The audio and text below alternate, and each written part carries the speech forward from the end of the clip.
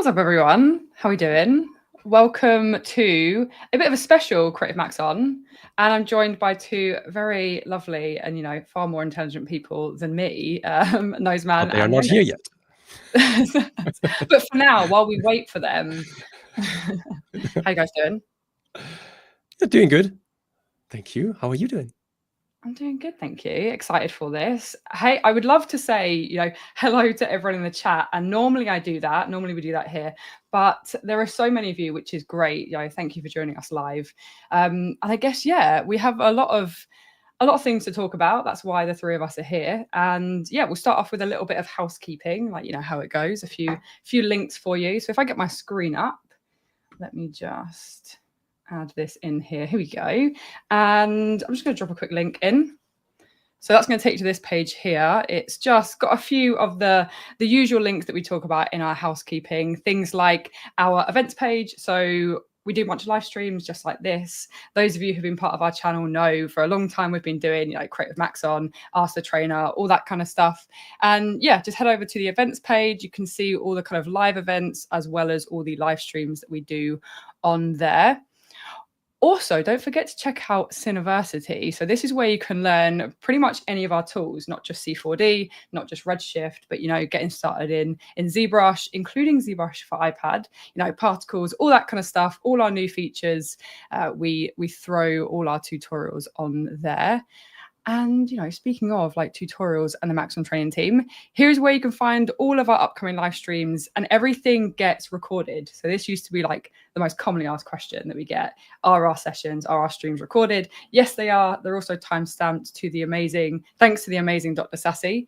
And so we're streaming on the main Maxon channel and also the Maxon Training Team channel, but they all get uploaded onto the Maxon Training Team. So if you're looking for something, then just head over to that channel and you'll be able to find out there's loads of different playlists, loads of different series, Creative Maxon, quick tips, loads of great stuff. So no excuse not to learn Cinema 4D or any of our other tools, really.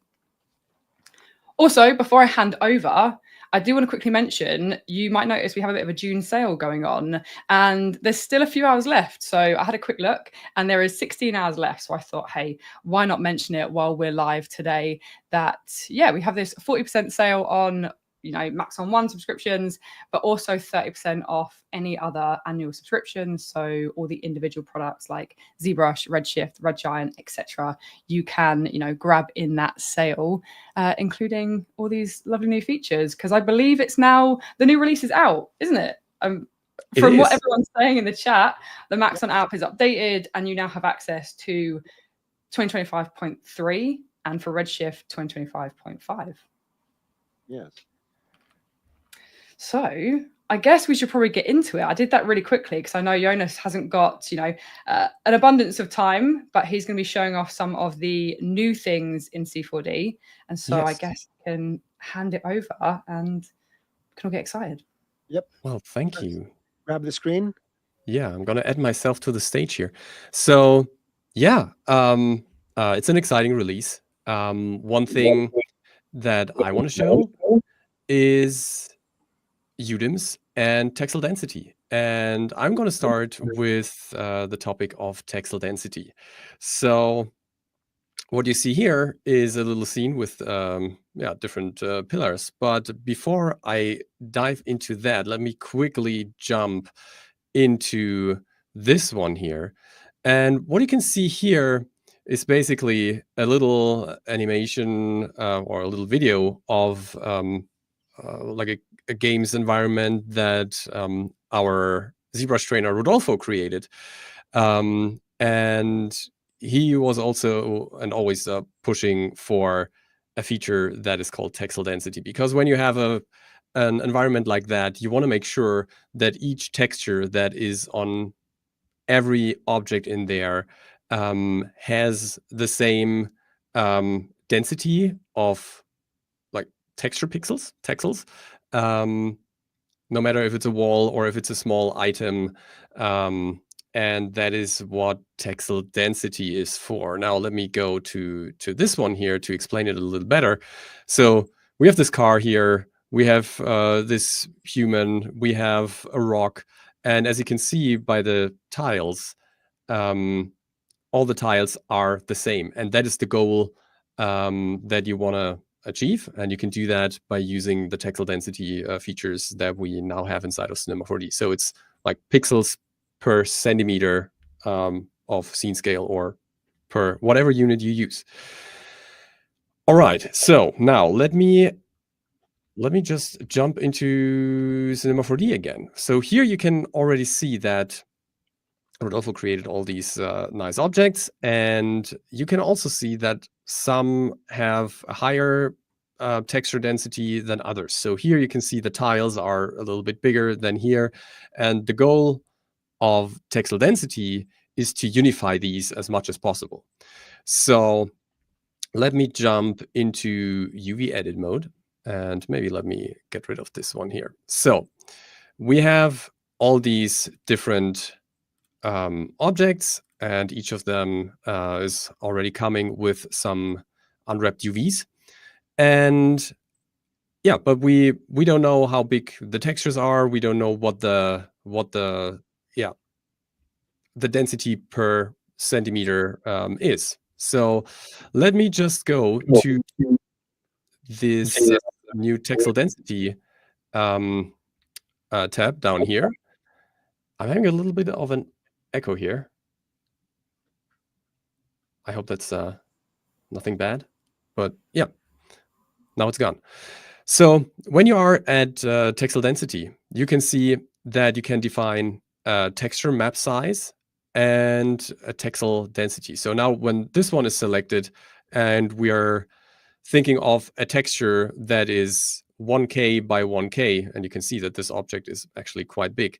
Now we can just calculate what this Texel Density is, and you can see that the Texel Density is just 2.6 texels or pixels per centimeter. And depending on the type of game you're playing, you would go with a different Texel Density. So here are a couple of presets, and 1024 is usually what you would do for a first-person perspective game, either this or maybe even 20.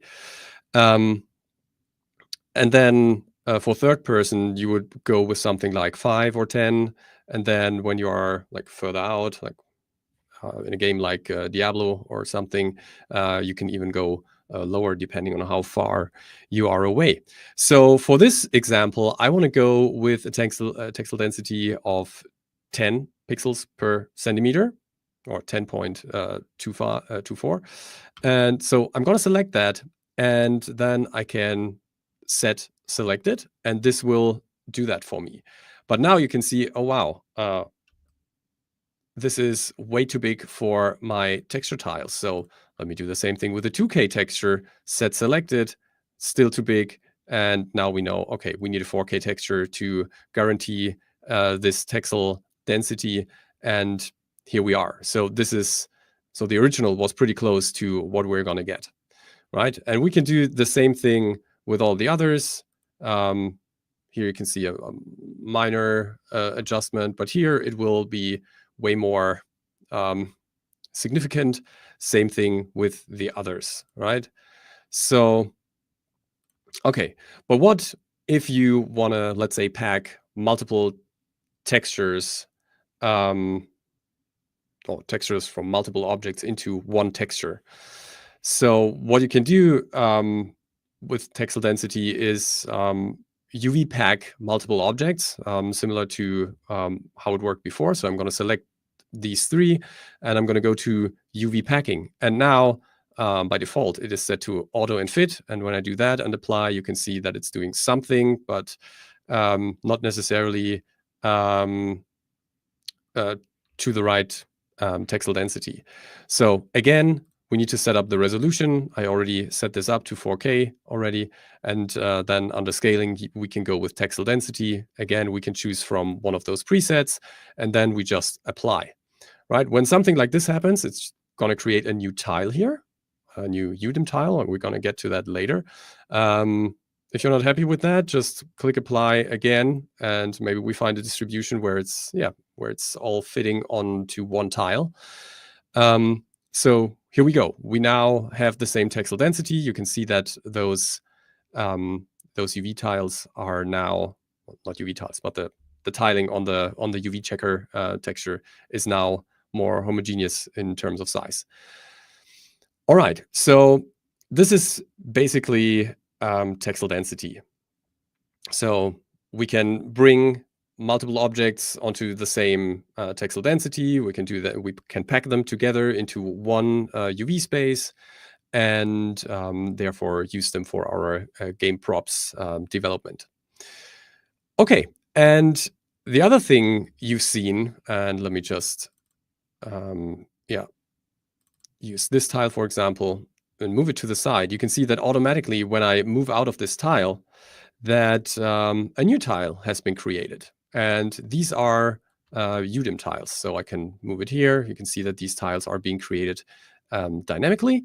And we can even go to the filters menu here and show the UV tile coordinates. So now we can see which name and which coordinate is assigned to the UV tile. Again, let me go back to this slide here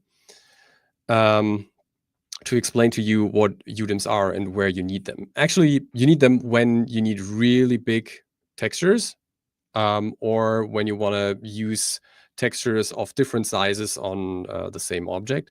So let's say you have a huge object, like a giant monster, and with your texel density, you won't fit that into a single texture.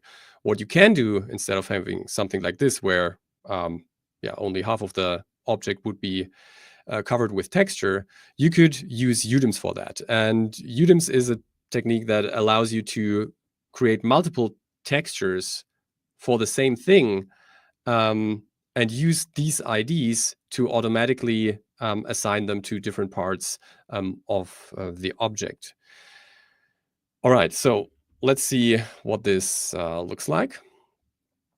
And I'm gonna go to this one here. So in this case, if I select the object, you can see that we have several UDIM tiles here already, right? And I can again show the tiles coordinates here.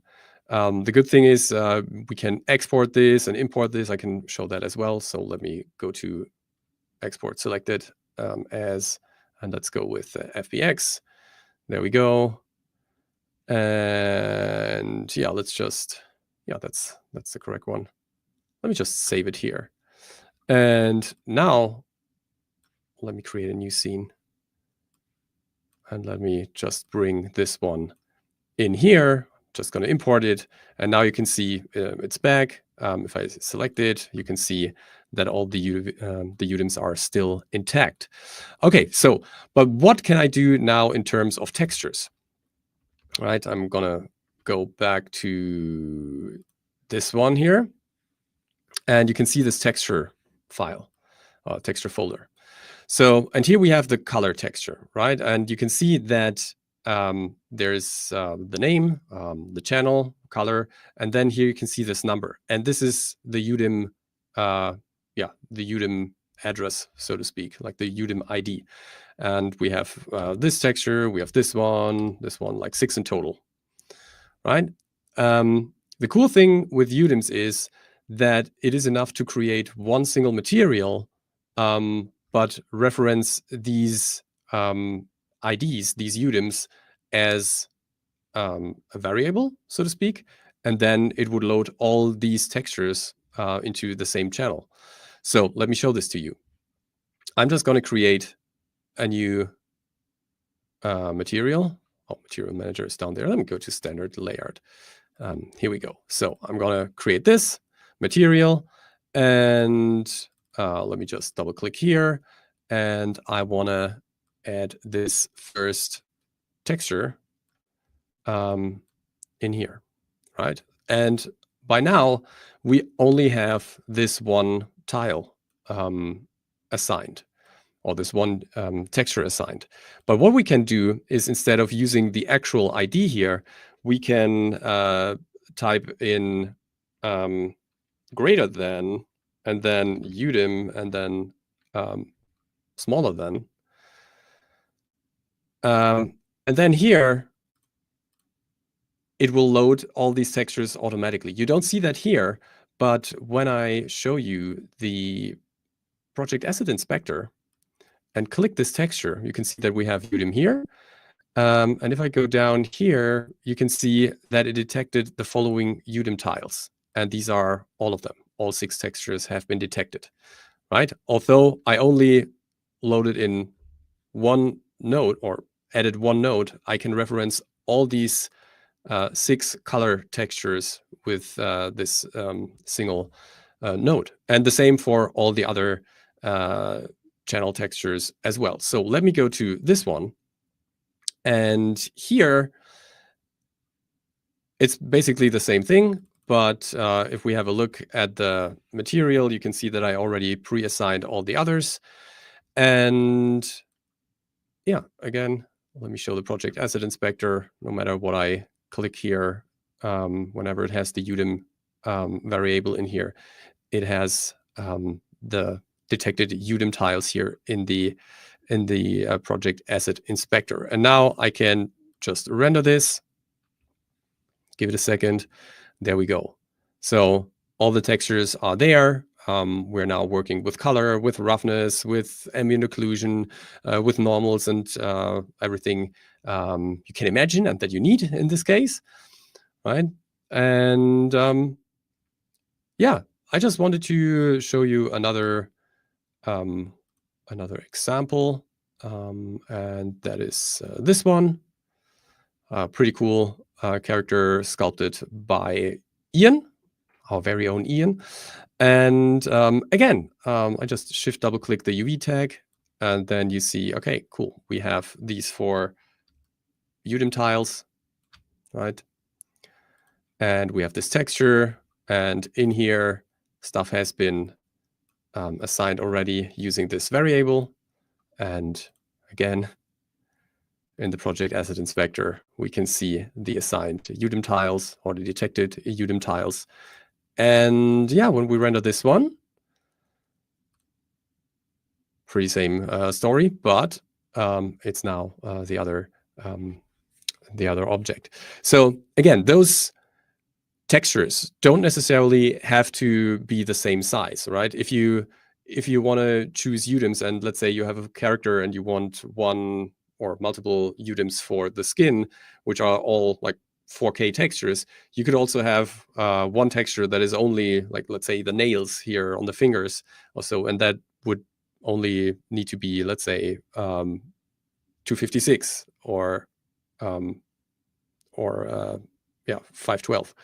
So that is also possible. That will work. So yeah, another thing that I wanted to mention here is that this scene is actually part of the download files. So if you go to the video description here, there is a package with downloadable files. There are also a couple of other scenes in there, but this one here is also included. And yeah, so get that file, play around with it, and explore the UDIM stuff and the Texel Density stuff. And with that, I want to hand it back to Elly. And she will explain you a little more stuff. Yes, cool. So yeah, we can ping my screen on here. Cool. Yeah, thanks for showing that, Jonas. I'm going to dive into some of the Redshift stuff. I know I'm watching the chat and I'm reading it, and everyone's absolutely dying to see and hear about liquids. And so yeah, we thought we'd tease you and let you wait a little bit longer. But yes, there's a few things that have been updated in Redshift. There's not these kind of ginormous new features, so don't worry, it won't take too long, but there are some nice little user-friendly bits that have come in. I'm going to show you. First off, one of the big things, and I see this all over kind of like socials, people ask me this question all the time: when is there going to be support for the NVIDIA RTX 5000 series? And it's here. As of this new release, this new update, 2025.5, we now support it on the RTX 5000 series. And there is a recommended driver. So for anyone who is on that, it's the, I don't know how to say these because I'm definitely a Mac girly, but it's the 572.16 is the sort of recommended driver for that. And another little update is those of you who work inside of Redshift will remember that in the last release, we released a new update to our Denoiser, a new Denoiser engine, which is OIDN, Open Image Denoiser. We've now updated this to a newer version, which is 2.3.3. And basically it is just a more improved and a faster Denoiser. And don't forget, for anyone who, you know, hasn't really kind of played with this before, it can be found in here. So we're inside of our Redshift render settings under our sampling. If I just sort of hide all of this, we have denoising, which we can enable, and the OIDN Open Image Denoiser we can see actually works inside of the render view, the IPR and the render view. So this is kind of like a nice thing. You can see it's nice and fast, and it actually works inside of that view. So yeah, we updated that with this new release. A new feature that's come in, so I'm going to try and get through these as quickly as I can because I know there's a lot of cool things that Thanasis is going to show. But there's a new update. There's a new AOV. So those of you who work with ambient occlusion or AO will remember the legacy way of doing this, or the older way of doing this, which was inside of our AOV manager here. We had the ambient occlusion legacy node. This is now the older version. Or we did a custom node, and then that asked for a default material. And then, we had to create a material that then was, I don't know, included AO, for example, this kind of thing. This was, the old method that we had to do. Well, we don't have to do that anymore. What we can see now is we actually have this new ambient occlusion AOV. It's a simple ambient occlusion AOV, which we can just drag and drop in, and it's going to now apply global ambient occlusion to our entire scene. And so this is very similar to that old method. We get the same outcome, but now it is far simpler. So we can see now we've drag and dropped that AOV in, we actually have those same options. So the same options that we have inside of the AO material. So if we want to do it on a per material basis for individual materials and objects, we still can. But if we want to do it globally, which a lot of people like to do and get an ambient occlusion pass for compositing or different purposes, we can now do it this way, and we can actually define all of our options inside of here. So if we just sort of like bring this back, those of you that work with AOVs will know this, but those of you who don't, what you can also do is when you then apply an AOV into your AOV manager, you actually get a drop down here, and you can actually see that pass inside of the render view. So sometimes it needs a little refresh, but we can see here we now have that global ambient occlusion happening across our entire scene.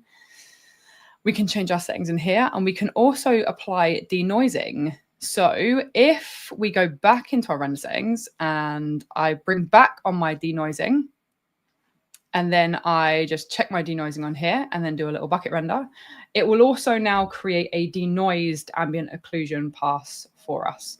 So that is just make sure you have denoising on within your settings, and then make sure you enable it inside of here. And now we get a nice sort of smoothed out, denoised, less grainy ambient occlusion render pass as well. Okay, so yes, that is one of the new features. And the next one, if we just sort of fly through these really quickly, is, let's have a little look at our portal lights inside of here. We actually don't, we don't even need our render view for this. Let's get rid of that. So those of you that work with a lot of, interior and ArcViz scenes will be familiar with portal lights. They can be found down here. And effectively what they are, they can be used to assist with like GI. It's kind of like a virtual window. And effectively it ignores everything behind it. And a ray just goes straight through and takes the light from the environment and casts it inside or through into our building. And effectively the update here is just a representation update. So once it goes inside of here, you'll see if I pull this back and pull this out, if I just pop this over my window. So this is kind of like your workflow that you would do. And I'm going to increase it just so you can see it visually. We now get this light visual. So hopefully you can see as I sort of like move this around, we get this light representation inside my viewport. So those of you who have been, following Redshift for a while will know the last couple of releases, they've been updating things in the Cinema 4D viewport to make it really user-friendly for us. So we can see our reflections, our HDRI. We now have material baking in the viewport as of the last release. These are all just those little steps that they're taking to give better viewport representation for us as artists and us as designers, so we can really see what we're doing with the different features inside of here. And we also have a little representation here. If I come in, we can see now it's always going to point in the Z or the Z direction, but we now have this little line that gives you again an extra little bit of representation of which direction this is going to be going in. Okay. Cool. Right, so those are some of the main things. A couple of other things, it wouldn't be me without talking about, assets or capsules. So let me head over to this scene here. And inside of my asset library, let's pull that right over so we can see a few things. A couple of new things inside of here. If you actually go into your asset library and you go to all and you go to new capsules, here is where you can see all the new assets that we release for every single new release. So every time you update, head over to this little section here, and you'll be able to see all the new things that have been, developed and created by the amazing kind of like capsule team, Donovan and everyone who works hard for them. Also, you'll notice anything that has a little Redshift icon is optimized for Redshift. You'll notice that, pretty much everything we now create, because Redshift is now the default renderer, it is optimized for Redshift. So it comes with its own textures, its own materials that you don't have to worry about building yourself. So these are some of the new ones. And we also have, so we've recently, got partnered with our lovely guys at Laubwerk who are now part of Maxon. And we have a bunch of their amazing assets, their generators, their plants, their trees. All of those can also now be found in the asset library. A lot of this stuff is, if I hover over it, you can see this little icon here. This means you have to have a Maxon One subscription to have access to this. But you'll see as I kind of come along, not every asset has that. Only kind of like some of them do. So even if you have just like a standard C4D sub or a Redshift sub, you still have access to a bunch of this cool stuff. And what's so cool, those of you who, might not be as familiar with Laubwerk and the amazing kind of generators and assets they create, is it's not just a case of like a simple model. So this is the Persian silk tree, which was actually within here somewhere, Persian, this one here, this is this asset. So we can see here on the surface, it looks like it's this great tree. It's lovely. It's amazing. And it is great. But what is so great about a bunch of these assets and these models is they're generators. So we have the ability, if you kind of take a look down here, to define the model, the season, the density, all of this stuff. And so what I've actually done is I've changed the editor mode. So normally it comes in like this, which is great because it means our viewport is really high performing. We can throw a load of these in our scene, and it's a low level of detail option. But I'm just changing this just so I can show you how cool these different models are. So we have this variant young, and we have this variant middle-aged, and I'm just going to let these click through these just so you can see how cool these are, just so we kind of come in, and we have variant 1 fully grown, and oh god, I'm gonna have to keep panning out each time I change these, and loads of different things. And this was a single asset, so I'm not changing to a new model, to a new asset. It's the same one, it's just the variant that we're changing. And then we can change, maybe it's winter, and of course it's going to lose all of its leaves and everything like that. Like, it's really, really cool assets that allow us to just create varying scenes. It's all available in the asset library. Some of it's Maxon One, some of it isn't, but lots of great stuff that has come in thanks to that amazing kind of partnership with them. So finally, before I hand it over, to what we're going to call the main event of Thanasis, I'm your supporting act today. There's one more final thing that is sort of a C4D related thing, and I'm just actually going to cut to a whole new scene for this, just to make my life a little bit easier. Again, in the asset library, let's just get rid of this. We have a new AI search option, and it uses a local AI model to search like image-based content in the asset browser. And it runs completely locally on your machine, nothing's sent online, nothing's sent to the internet. And we can search via text and image and via the viewport. So this little option, this little icon here, hopefully you can see my mouse, it's just over here. This is the toggle AI search on or off. So at the moment it's off. So if I toggle it on, I'm able to do a sort of text search. So if I go, I don't know, like kitchen, for example, it's going to give me all the assets that, the AI believes are potentially relevant to the text that I am inputting. So we have the kitchen, we have the cutlery here, we have the different sort of options and models that I would perhaps want. We can even, group it or limit it. So I could do kitchen, and I could do resolution. What would it be? Greater than 4K. And so it's also going to give me everything that is to do, or it thinks is to do with the tag kitchen, or the keyword kitchen.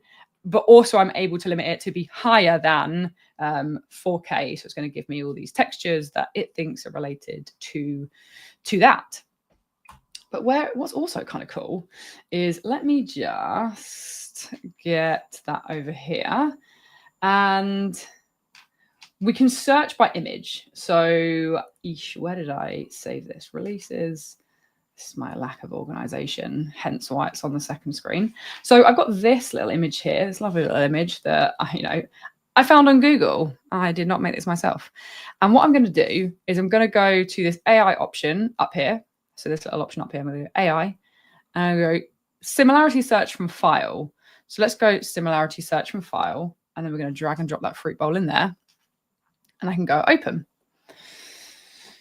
And it's going to just have a little think about it. And what it's going to do is it's going to end up giving me all of the assets that it believes are, relevant or relative to this particular image. And it does a pretty good job, Obviously, we've got, if we sort of bring this in here, we've got the fruit bowl. So, of course, it's going to give us some like soup bowls, some dinner bowls, some glasses. But it also is giving me all the fruit assets that are also available within the asset library. And what you can also do is let's actually get in another scene. Maybe something that's got a little bit more of an interest to it. So let's put this in here just, for a little bit of fun, some liquidy stuff in there. But what we can also do is similarity search from Viewport. So if I just do this, what it's going to do is it's going to take a look at what's in the scene, and it's going to do a similarity search based on that. And I mean, it's not done the best option here, but realistically, we don't have a lot of like food or organics inside of here. We have some like liquid chocolate. So, I mean, it's done an all right job with that. But yeah, depending on what's in your scene, if you work with a lot of like archviz and interiors, it's going to give you some pretty cool options for that. Okay. So yes, I did. Yeah, I wanted to fly through that, a few little updates, a few new features, and some kind of user-friendly bits for you. And bearing in mind, this is all the C4D focus Redshift stuff. So if you're in Houdini, Maya, Blender, you can head over to Redshift or the Maxon website to find out all the extra new features that come for your specific DCC as well, because there are updates for all of the other DCCs, not just C4D. Fantastic. Thank you very much, Elly. Very welcome. Well, I guess let's give some quick replies here, but there was some stuff about the AI. I'll leave it for the end. All right, I'm not going to tease you anymore. Hey, this is a cake, and this is just a particle simulation that allows us to do a liquid little chocolate thing. Now, before we get carried away, this is a new addition to our particle system, and that I find is the most exciting thing. That adds liquid properties, liquid constraints, if you may, to our particle system. So everything works as you would expect it in our particle system. And particles now have parameters, which are custom properties, density, which is the weight, the mass per particle, viscosity, surface tension, mixture IDs to keep liquids mixed or separate, and various other things. And as you will see, I'm going to show you quickly these examples, then we're going to go and put something together. So here's your chocolate. Here is the gingerbread man. And by the way, in a couple of hours, let me maximize the screen. In a couple of hours on Cineversity, there are going to be 4 tutorials I finished late yesterday. I apologize, but I'm a procrastinator, which will show you how to use the system and how to do some stuff. More tutorials are going to follow in the future. So what you're seeing here is pretty much real time. And we're getting our little thing here, and I can, and it's even meshing it. It was going a bit slow because it was meshing it. We have this new GPU accelerated mesher. It's still quite basic. It doesn't have too many things, but the things it does have are geared towards liquids. So it's got a marching cubes algorithm and so forth, right? And let me show you another interesting thing. So maybe you already know that, but our own particle system, our particle system, the particles are massless. Therefore, they cannot react with cloth and rigid bodies and all that nice stuff. But now the liquid particles can. So this is just a simple cloth setup with the rigid bodies and a blob of whatever, and everything works together. We still don't have buoyancy. It's still one of those tools that's heavily in development, but you can see this is just, again, playing in real time, and the liquid is moving the spheres. What have I done here? Let me just, oh yeah, this is this is one of the things I'm showing in the tutorials, where I've got my particles following, where are my particles? What? Oh yeah, I had them. When you have your particle group invisible, you can't see your particles, okay? There we go. So what we have here is just particles following a spline.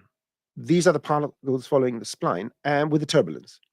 This would be how you would make something look fluid, but the moment I liquefy them, you will see now they try to move on the spline, so we're mixing those things, and at the same time, because of the surface tension and the viscosity, they're actually looking more like real liquids. And I think that if you're going to take anything from this initial release, is that we've just taken our great new particle system and we've added the particles to be aware of other particles as if they were liquid. That's it. That is the only thing that our amazing developers did. But as you can see, there are some interesting things going on. This is another example where I just have this rigid body here, and the liquid particles are moving it. So these are ideas where you can do all sorts of things. What else can I show you here? This is a very, very simple little water tank that is dropping a blob of particles. And here I've got quite a few. I've done this a bit dense, and this is a cloner, and the particles, because they are particles, can leave a trail, which is a vertex map and so forth. So you can simulate all sorts of tricks. You can add a decay or a delay or something like that, and allow these to stay on, to create wet maps and whatnot. This, I don't know. I'm not a good artist, but I thought, why don't I do something that is splash pad related? And this is playing it again in real time, and there you go. Here are your particles, and you can do what you want with them. I'm going to talk about them a bit more. I'm just going to show what I've done here. This is the wet cloth, which you can do. I'm going to start reading your comments in a second. Although tomorrow is a Ask the Trainer. Okay, we've got maybe 600 people watching at this moment, and what I'd like to do is invite you tomorrow in the Ask the Trainer session, where I'm going to be solo, and maybe I invite someone to my victim to be there. I can tease someone from Maxon, but anyway, I download Cinema 4D today, test out these new features, and tomorrow let's do right. Don't tell anyone. Tomorrow let's do a little session about liquids. Okay, so come and join me. I'll pretend I'm doing my normal questions. Just you're all invited in my session tomorrow. What you're seeing is playing in real time here, and what I've done, I'm using this vertex map to change the stretchiness of the fabric, hence make it appear that it's wet and it's a bit heavier. And I'm showing it only so that you know that we can use all our tools in our disposition with fields and vertex maps and all that with the new system. Here's your typical beer glass that's just filling up. I wouldn't expect it at this point to to do very accurate simulations. For these kind of shots, it's not bad. You can fill your glass here. I don't even know what I've done in this particular case. Yeah, but you can still do it. Some settings here with a few extra parameters where I'm generating some text, and this text is liquefied. And after a few frames, I've got this wrecking ball here just to create havoc. And after 100 frames, I think, the particles are going to try and go back to where they came from. So you can use techniques like these to morph objects from one form into liquids and then back to another form or the same form or stuff like that. And if you use the particle nodes modifier, you'll be able to program a lot of these sessions. But here you can see the word liquids is trying to come together. Let me turn off that sphere so that, there you go. So you can do stuff like this. A similar one where I'm emitting from one letter, this blob is going to fly out. It can be doing whatever you want. And then it's going to, after a certain time, it's going to come back and create all that stuff. Let's see. There you go. And it's going to go and it's going to try and morph into the other letter. Good. Let me go. And again, with text and other effects. I think that's the one I did earlier or something like that. Oh, no, this is just text that's going to dissolve by liquefaction. This is very, very simple. I've got a field condition and it's just liquefying the particles. Now, if you watch the tutorials, it's very simple. You just generate, there are two ways to do this. Before I go to any quick questions, you can just create a sphere, put it up here, create a collider object, and there's a little surprise in the collider tag. If you go to the simulation collider, there's a new mode now that deals with liquids where it uses a volume to calculate the collider. This means that it can guarantee that the liquids are not going to penetrate the object, and that was essential to introduce with liquids. And it can do for open objects like this, you can either thicken it or you can close the holes where it just closes the hole at the bottom. I'm going to thicken it, and you select your emitter object. You go to the new emitters, which is called the liquid fill emitter, and this will create a blob, let me turn this off, of non-overlapping liquid particles, which, there they are, using their radii as the main parameter that defines the resolution of your simulation. And there you go. They just fall and they go down and so forth. So go check out Cineversity about the new particles. They're coming in a few hours. I was told 8 a.m. Pacific. So that will be in about 15 minutes, if I'm not mistaken. And very quickly, the second way to create them, just to get you started, although I mention it, is just get a basic emitter.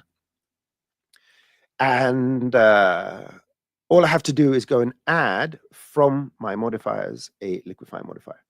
And I'm going to make it a child, although you don't have to. Now the particles are liquid. One thing is when a particle becomes liquid, immediately it's attracted by the global gravity that exists in our scene settings over here and interacts with all the other objects. And now you can go and you can start increasing the number of particles and stuff like that. So this is how you're going to start. You can kill them whenever you want. You can do all the stuff you can do with particles while they retain their fluid properties. There you go. So that is, the introduction of liquids for our particle system. And let me bring up that so I can look you in the eye. And let me quickly go and check questions. Let's see. I may even reply to the negative ones. All opinions are valid. Let's see. Where are we? There's been a few sort of question statements sort of on the topic of liquids. It's cool to see the different setups that you've made though. Like I know I've been playing around with, creating some syrupy, waffly goodness as well. And it's looking good. Like it does, like you said, the sort of like syrup style viscous effects. It's incredible. Yeah, and for clarification, my mini workstation is using an RTX 5000 GPU with 16 gigabytes of RAM. It's equivalent to a 2080 or 2090. So what you saw here, a 30 series would be around 50% faster. A 40 series would be 50% faster or 30% faster than that. And a 50 series, I do not know. So you're watching me do this on over 5-year-old, 4-year-old hardware or something like that, just to make it clear, because it is GPU based. Okay, I've gone quite up in the comments. Let's see. Don't cross the streams. Okay, let's start. It is a great addition. It is going to allow you to do more things. And that's the approach you need to give it is, there is dedicated software that does extremely large scale simulations. And they take, weeks to calculate. Let's not forget about that. This is a liquid simulation addition to our particle system. It's very art directable. It increases the ability of our existing particle system, and it's very well integrated with the rest of the stuff in Cinema 4D. So I give it a 10 plus because it will allow you to do more fun stuff. And just stay tuned. Wink. Okay, let's see. What do we have here? Sweet, great addition. Yes, don't cross the streams. EJ, don't cross the streams. It's okay. We can make a nice little simulation when the streams cross. Something bad happens. Okay, let's see. Stability and speed should be a new feature. Well, we are quite stable. I've seen other software. I'm just going to leave it there. Fantastic. Thank you. What else do we have? Yes, it's interesting and it's very easy to achieve. You can make some interesting stuff with that. Let's see. There was also from Gabris Designs was asking, when will this update be out? It is out. So now. Yes, it is out. Let's see. Oh, good question. They're not flip. These are PBD-based fluids. So it's an extension to our unified simulation that adds constraints to the particles. And the main constraints are the surface tension constraints and the viscosity constraints. And they have the collision with a collision modifier, but it's not flip. Let's see. I found. Go on. No. You're going top to bottom. I'm going bottom to top. Okay, we'll meet. Ellie, we'll meet in the middle. We'll meet in the middle. Yeah. So these are not wet maps. It's just this is you're actually hitting the nail on the head. We didn't design any wet maps. Whether there's going to be a specific wet map workflow designed to do certain things, that's a different question. What is important is that we can use the existing tools to provide something that is akin to wet maps. For example, we don't have white water, but we have a modifier that, you know something, let me do it. Let's just do it here. So I'm going to get a cube, and I'm going to make it editable. I mean, why not? I'm going to go here, and I'm going to make a sort of collider. So just modeling this. There we go. Fantastic. Now I've modeled this. What I'm going to do now is get another little cube, make it a bit smaller, raise it up, and let's get some water. I'm going to use this as my emit. I'm going to go to simulate and emit a bunch of stuff. Excellent. So now I'm going to make my collider. I'm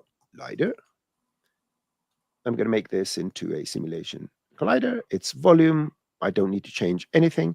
And I should get, let's put this at 600 frames, a bunch of water falling into that. There you go. We have the water. And what I'm going to do here, I'm going to do something very simple. I'm going to tell my particles to have a default color of dark blue. And I'm going to use a very simple modifier. I'm going to go here and go and get a, I'm going to use a condition. So let me, I have a special layout for this. So I'm going to say any particles that are, so I'm going to get any particles that are faster than a certain speed. So I'm going to go with velocity speed. Any particle that's going greater than, let's say, 200 centimeters per second. And I'm going to map their color. And it's going to go from that blue to white. There you go.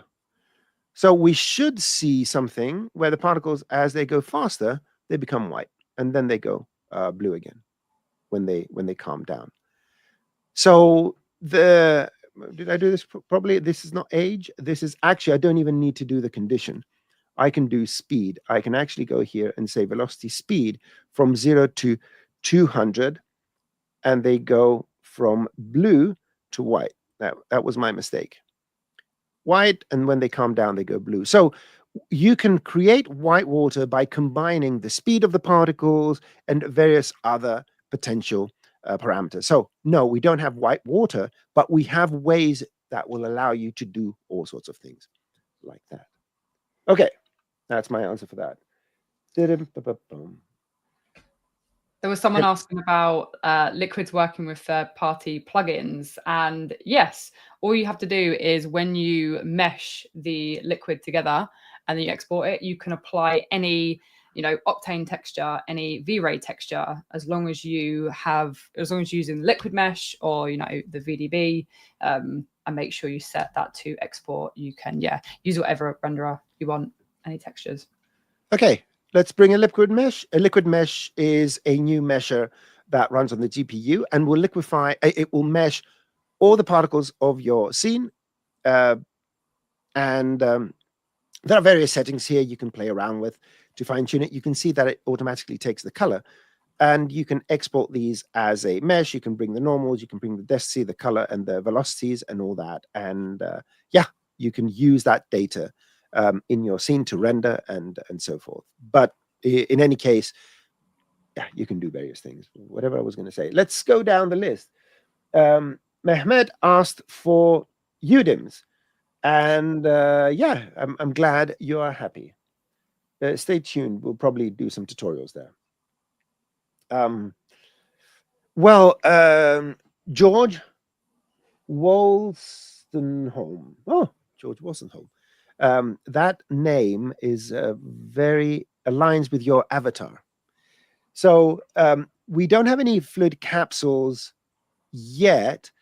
What we do have, and you will find it, I think, in the description, Jonas was going to put it, is a zip file with most of the examples I did here available for you to download. If it's not there yet, it will be available in the next couple of days. Hello, Jess. So this is a reply of someone else. I just want to bring up Jess's comment. Say hi. What else? Well, it's 292 people if you only look at one channel. We have 2 channels watching.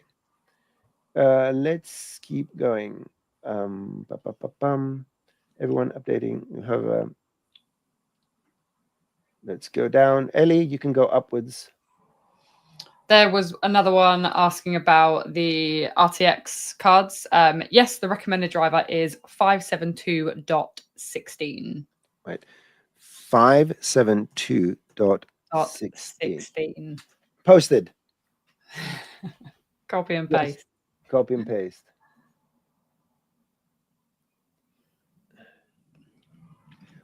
So I'm going to respond to this. While Joe's comment about hobbyists and all that is, I would say, it's a valid opinion.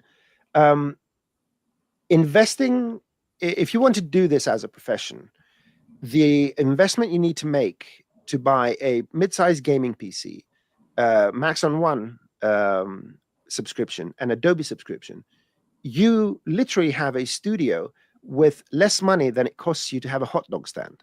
Go check out the licensing for a hot dog stand. For anyone that makes money, it's an extremely good value proposition. For hobbyists and stuff like that, I do understand, but it's unfortunate that this is the model. And yet, I do know people that spend much more than that on their hobbies. Yeah, just wanted to mention that. Don't ask me about my hobbies. What else? Elly, and you can so there's a couple of comments of people asking about, higher resolution kind of geometry and meshes, and what the particular parameters we can change to do that. Is it the amount of particles? Is it the substeps? Is it the default radius? Is it in the liquid mesher? What have we got? It's like surface offset and the voxel size. I would say, in my experience so far, it's a combination of all of those things. Yeah, the number one parameter would be to define the resolution is the radius of the particle. Everything is tied to the radius of the particle in terms of how the constraints are applied. That is the definition, right? How we modify that radius, it depends. Now, in the scene setting simulation liquids, there's a default radius, which is set to 3 centimeters, all right? And you can see them right here. Now, what happens is that the emitters or the Liquify have this setting, use default radius. Just for consistency, when you're liquefying or when you're generating your particles, if you go here and look at the radius, we're using the simulation scene. So if you want to, let's say, increase the resolution of your simulation, go to your scene settings and let's put this at less. Now, don't forget, this is in 3 dimensions, which means that if you go from 2 to 1, you're increasing your particles by 4 times. 2 times 2, sorry, by 8 times. So halving, you increase the particle count by 8 times. Halving that, then it's another 8 times. So 64 times if you go from 4 to 2 to 1. So let's go with 1 here. And let's see what it does in real world situation. So it's running live on my 5-year-old hardware. It's doing its own thing. And you can see that the number of particles we have here currently is, 286,000 running on doing the simulation. And it's going through the various particle groups and it's doing whatever it needs to do. So just like with most other fluid simulation systems, if you want to have a very high fidelity simulation, that means you're going to have to wait. Now, in terms of the other stuff you need to know is that because our system is based on constraints, increasing the iterations for any of the constraints will change how the simulation looks. Just like with cloth, if you increase your substeps in simulation, your cloth gets stiffer. With liquids, increasing the iterations will make them more accurate, but also stiffer because the mathematical operations are stiffer. So the advice here, depending on what you're doing, and I would say that in this first iteration of the liquid system, try to stick with more viscous fluids. So either you're going to do very motion graphy effects, or stick to, you'll have an easier time if you do chocolatey stuff or honey stuff, or Elly has an amazing render of some waffles and syrup and all that. I've got it on my screen. I can even show them. Yeah, throw it in your. I'm going to do remove here and I add here. There you go. So yeah, this is, yeah, like you said, the syrupy kind of style things. Better turn my geometry actually on, would have been handy. Yeah, you can see here, you can create some pretty cool stuff. This was like my test scene. If you know me, I apparently create waffles all the time.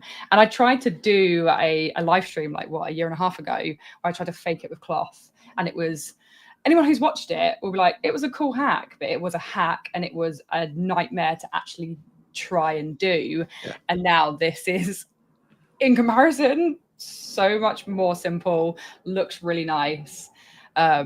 And yeah, on a quick question, this is kind of why I wanted to flip over. Frame was asking about like the wireframe preview not working on the liquid mesher, because inside the mesher, if you go to export, just flick your geometry to on, and then it becomes official mesh, official geometry, as opposed to like a sort of like a liquidy VDB.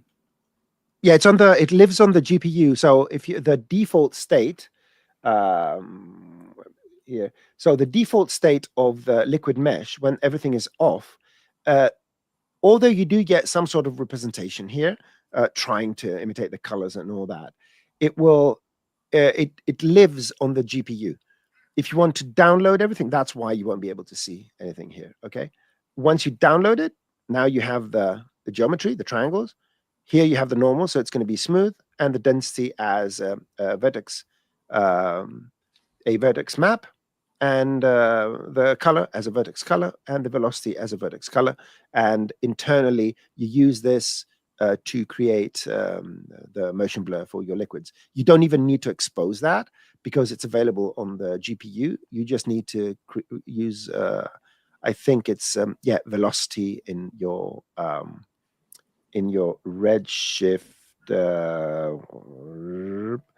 Oh yeah, I've got my standard renderer here because I was doing viewport renderings.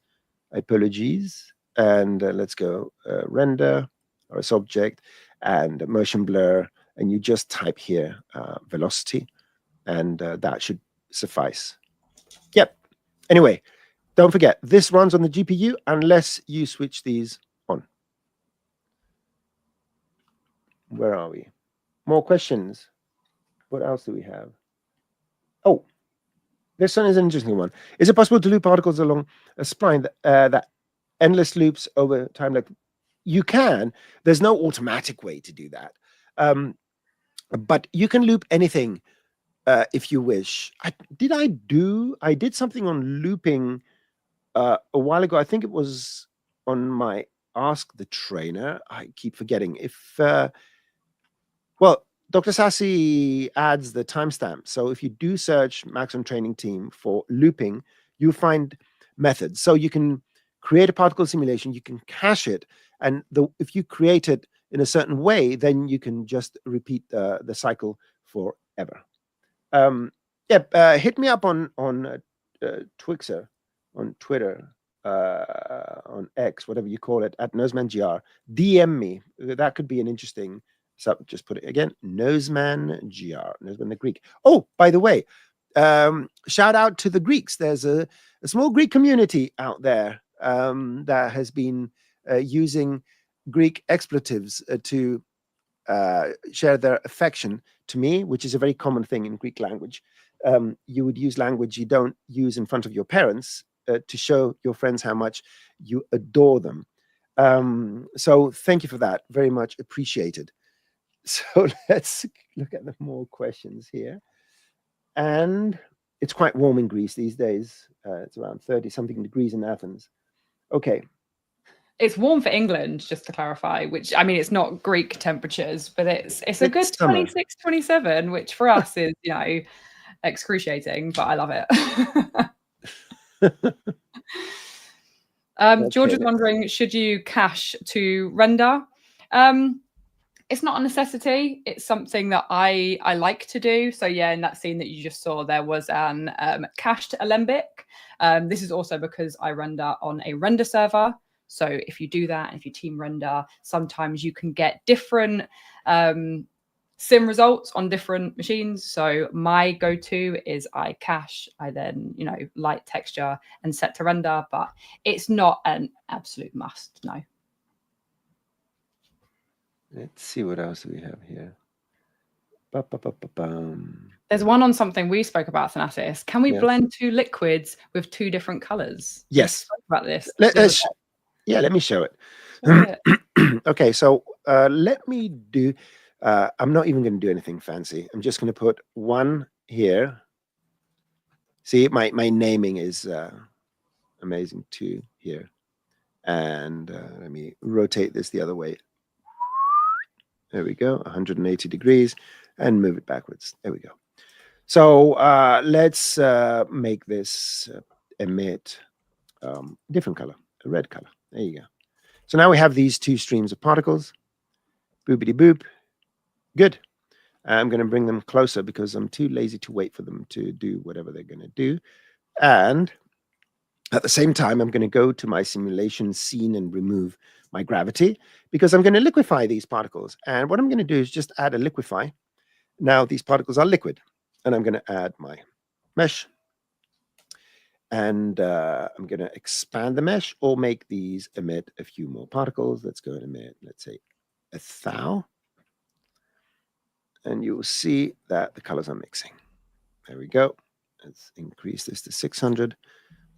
Again, this is a very rudimentary sort of way, but you can see that the colors are mixing. Now, we do not have any particular mixing algorithm that will make this, generate some sort of, different color as they mix.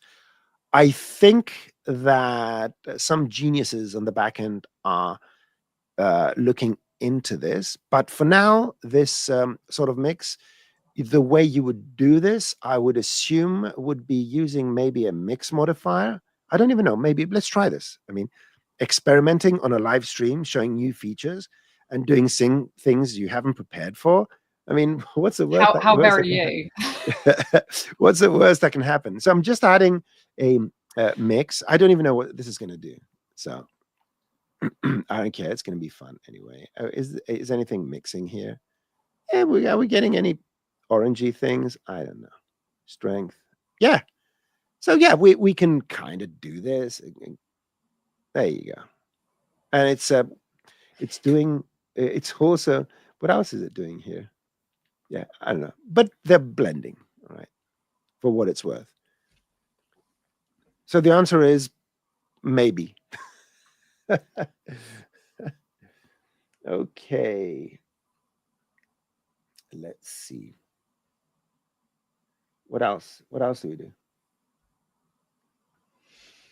Anything? Which way you're going upwards? I'm going downwards, right? I'm going upwards, yeah. And there was a suggestion for bubbles in liquid would be cool to see if it's possible. I mean, Yeah, you just add particles and they can be affected by the other particle. It's not even, it's not even a problem to do.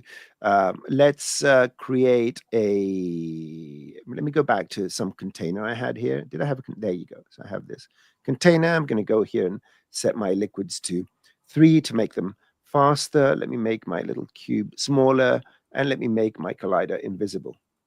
And so we have the fluid dropping into here. Good. And we want some bubbles. Okay. So let's go and create another basic emitter, which I'm going to call bubbles.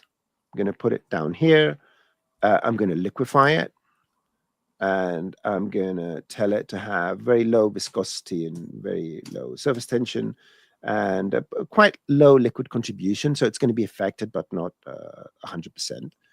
And yeah, these particles are going to be the bubble particles, which are going to be part of the simulation. We're going to see them coming out any minute now. Oops. Oh, I need to change the color so we can see them a bit better. Let me hide this one. There you go. So we're getting bubbles that are coming up, and because of the other simulation, they're kind of held in place. But what you're seeing right now is just bubbles coming up, and I can make these live less. So go to properties, give them a limited time span of maybe 30 frames. So try to imagine that we have our liquid and we have the bubbles. And that's it. All we're doing here is just creating an extra liquid simulation. I can make these grow as they go up because that's not a liquid property. It's a standard property of data mapper where I can tell these to change their, use the age to change their radius from 0 to 3, from 0 to 10, and rewind, press play. They're kind of coming upwards and they're bursting. So again, if you can find your way around the particle system using, with the help of the beautiful tutorials, someone very smart with very little hair on the top of their head, made on Cineversity, you can actually do that, and you don't even need to liquefy them, but if you liquefy them, they will react to the other liquid around them. You can get rid of this and it will just be bubbles coming up. That's it. But if you liquefy them, they're going to have this sort of interaction a bit with the liquids, or being pushed away. And the reason you see in the beginning they fall down, it's because the liquid is falling on them, right? And now they settle down. So don't judge them, all right? They're just trying to go out of the way. Okay. What's the time? I lose track of time. It's 12 minutes past. So we're going to go for another couple of minutes. Like you said, we've got the Ask the Trainer tomorrow as well. Yes. Where after people have spent, 24 hours playing with it or however many hours, that's always when you then start to have these questions, because you've played around with it, you've seen kind of its capabilities, but then you're like, okay, what can I now actually do? I want to pay. Yeah, go ahead, because I want to. I was going to say, I was going to basically throw under the bus and say, then they can bombard you with a question. Oh yeah, freely do it freely. Yeah, please come and join us. So I want to give a great shout out to my very good friend Perry Harovas. Thank you very much for that comment. And it's been too long, my friend. We need to catch up. I hope everything is fine. So very happy for you coming by our stream. It's been many years. Okay.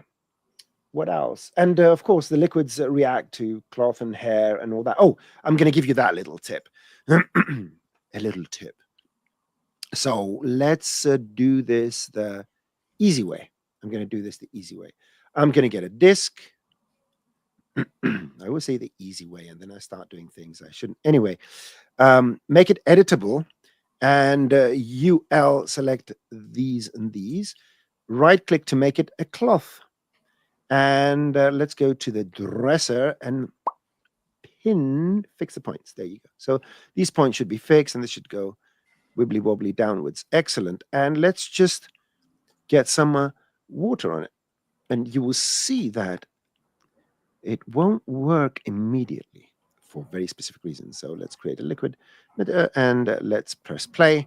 And you will see that the particles are going to fall on this. And it doesn't seem to push it downwards. The reason is that by definition, particles are massless or have very little mass. The collisions, so not the constraints, the collisions, close everything else, make it clear what you're showing.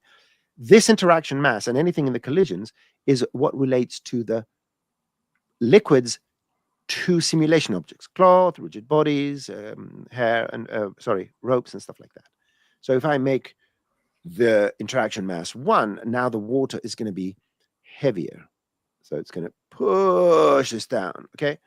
So this is the mass you need to increase if you want it to react to the other things you're doing, including rigid body. So that's all I have to say here.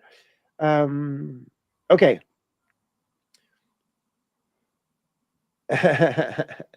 Mesh one of the little liquid particles. Okay, I'm going to do this and then we're going to shut it down. No more questions. So let's get a basic emitter.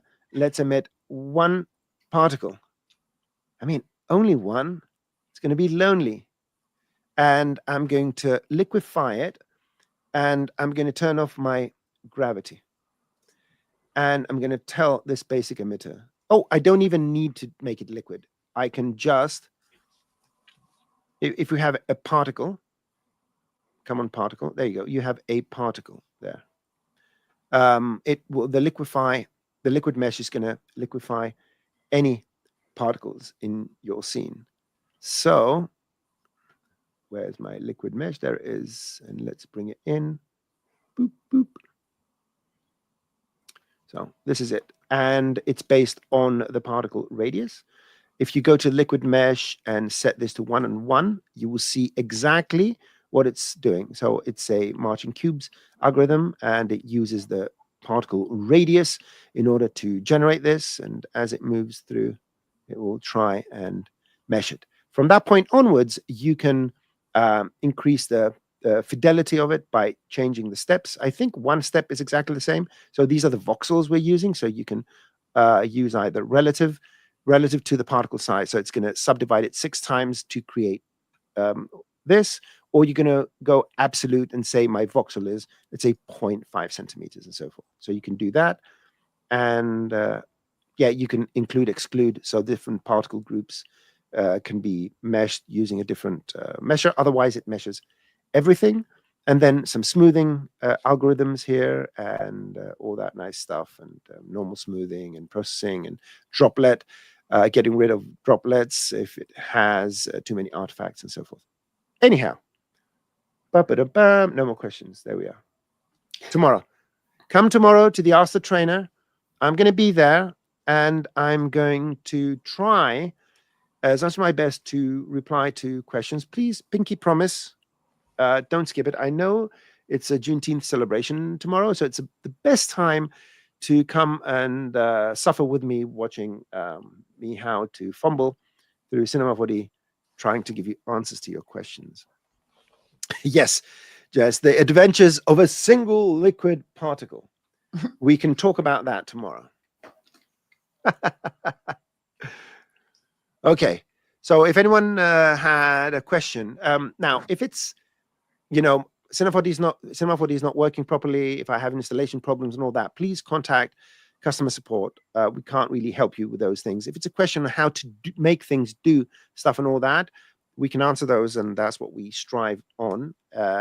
Elly more so on the how to make things look beautiful by using Redshift and Cinema 4D and all that in an artistic way. I cannot do that if my life depends on it.